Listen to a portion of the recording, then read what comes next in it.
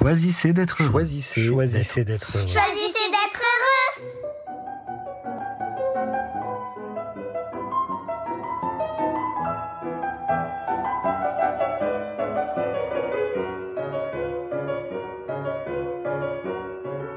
Ce qui veut se laisser dire maintenant. Vous avez remarqué parfois que d'un pays à l'autre, on s'exprime un peu différemment, avec des formulations qui nous font sourire, parce qu'on les trouve parfois un peu décalées, presque maladroites et finalement drôles. Comme en Belgique, si mon interlocuteur me dit « c'est gai », je dois comprendre non pas seulement qu'il est joyeux, mais qu'il trouve ça sympa. Ou encore s'il m'explique qu'il ne sait pas me renseigner ou qu'il ne sait pas me passer le sel, je dois comprendre que ça ne lui est simplement pas possible. Savoir, pouvoir, vouloir. Que de nuances dans les auxiliaires d'un pays à l'autre, d'un monde à l'autre. Et ça nous met parfois dans des situations bien étranges, avec une certaine ambivalence. On n'est pas bien sûr de ce que l'autre a voulu dire. Mais finalement, le malentendu n'est peut-être pas si tragique. Et on peut choisir de voir derrière ces erreurs d'aiguillage linguistique un espace plutôt créatif, presque poétique, et se laisser toucher par l'incongruité.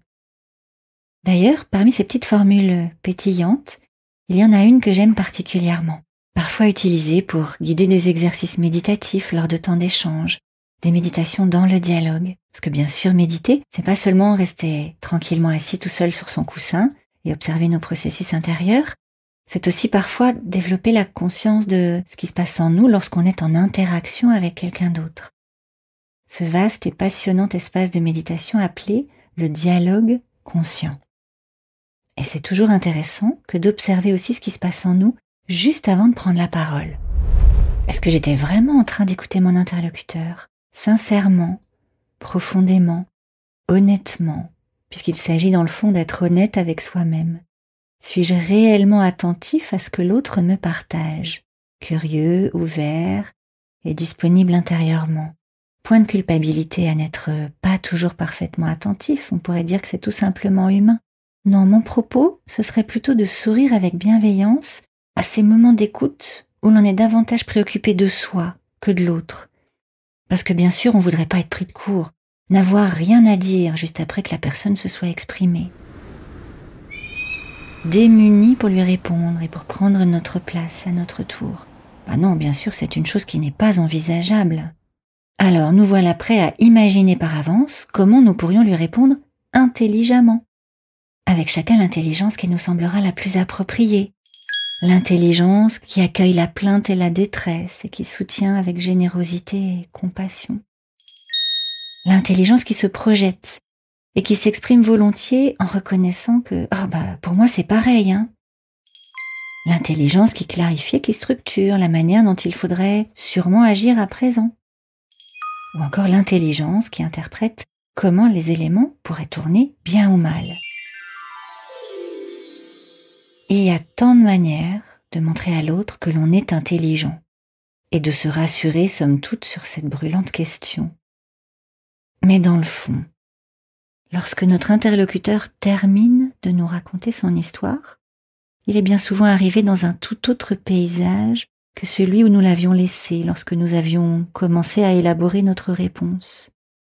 Et cette dernière a toutes les chances de tomber à plat.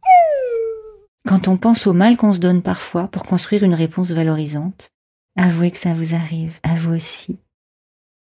Précisément, le dialogue conscient nous invite plutôt à suivre le mouvement de l'échange et à s'accorder à l'émergence, selon la formule consacrée. S'accorder comme on accorderait un instrument de musique, pour que ça puisse sonner juste, harmonieusement, et accueillir la résonance telle qu'elle se présente en quelque sorte.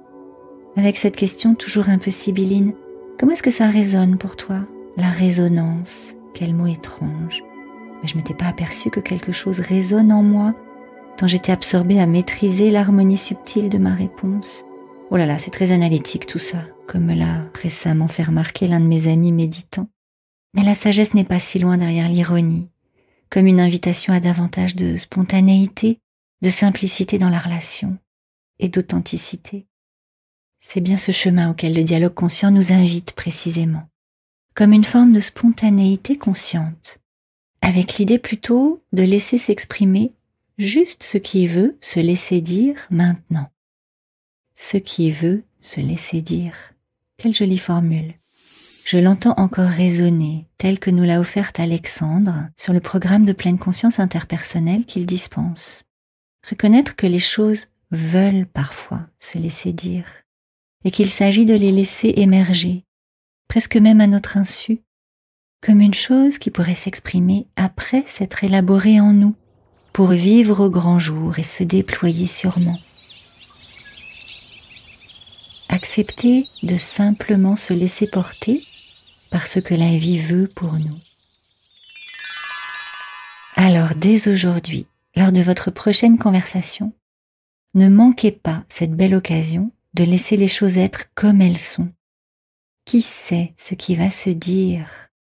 Arrêtez-vous un instant, juste le temps d'une inspiration, un peu plus consciente peut-être, pour accueillir simplement ce qui va émerger, ce qui veut se laisser dire. Et vous laisser toucher peut-être parce que vous entendrez l'autre vous dire, et vous laisser surprendre sûrement de ce que vous vous entendrez dire vous-même. Tout est possible dans l'espace ouvert de la relation et on n'est jamais à l'abri d'une belle rencontre. Très belle journée à vous et choisissez d'être heureux.